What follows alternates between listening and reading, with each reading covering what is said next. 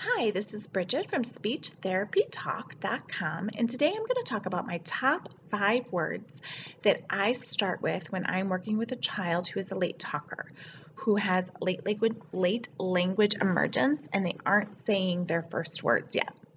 So I'm going to go through my top words and then tell you a little bit about how I work on those words. So my first word is a tad controversial, and I know what you're thinking. First words can be controversial, but they can. They can be controversial. This word is more.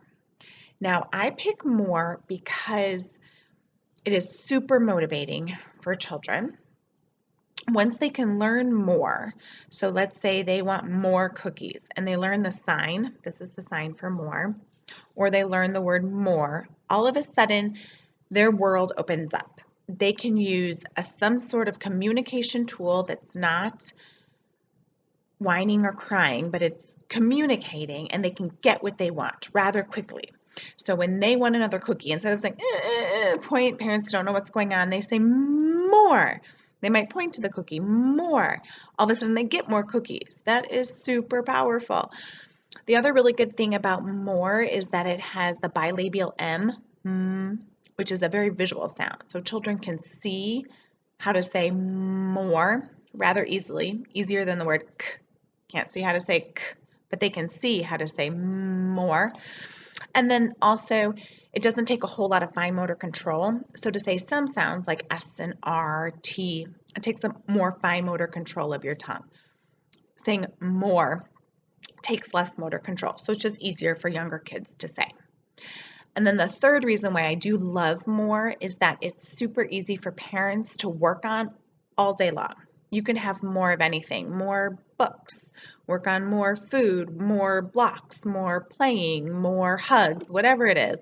You can work on more from waking up in the morning to going to bed.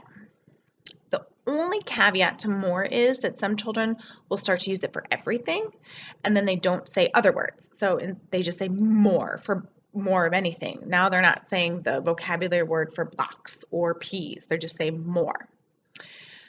So maybe don't start with that word, but I always put it in my top 5 of one of the first words I work on. My second word I would work on would be a verb, and I would work on eat, because we eat at least 3 to 6 times a day, and that's an easy time for parents to work on a word because you have your child's attention. You have a lot of attention to each other's mouths, which your child will look at your mouth, they'll see how to say the word, and again, it's a really functional, powerful word. They want to eat, they're hungry, eat, eat. All of a sudden they say this word, they get what they want, they're loving communication now, and it kind of motivates them to keep working on saying words and sounds. So I would work on eat. My third word, I would do a toy, because kids love to play and kids are playing all day long. And one of my favorite ones is ball, for a few reasons. One, most parents have balls already. If not, they're rather inexpensive compared to some toys.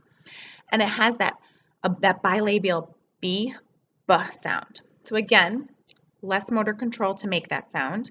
They can see how to make that sound. And then ball's really fun to play with. So I would take a ball, you can use the sign for ball when you say ball, or hold a ball by your mouth. They're looking at your mouth, they're looking at the ball. Ball. Play ball, have fun, laugh, pick up the ball. What do we want? Wait for your child to say it. If they don't, say ball. Wait for your child to say it. If not, play with the ball, have a good time, and practice that a few times a day. My fourth word would be a verb, go.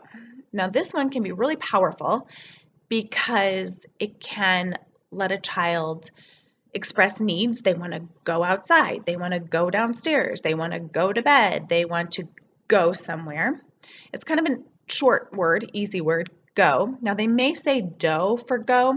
Don't worry about the articulation, the speech. Just worry that they said the word go, even if it's do.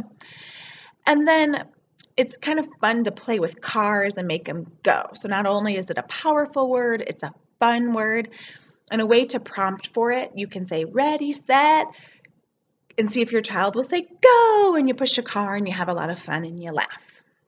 So that would be my fourth word. And my fifth word, I had trouble picking my fifth word because it's my last one. I wanted to make it a good one, and I decided the word me. Now, me is, you can use it to show possession, which is very powerful. Me, it's mine. It also can signify turn. It can signify that, I want it, me. So that would be my last one. And you can use that for, oh, my block, me, or my, or food, me, me, me. I want food, me, me, me. And again, it has that M, lips together, visual sound, easy to say, powerful. All right, so those are my top 5 words. If you have any questions, you can leave them in the comments in YouTube, or you can head over to speechtherapytalk.com. And if you look in the description of the video, I will have a link for other Late Talker games for our top 15 words, and then easy ways to target those words at home. All right, thanks. Have a good day.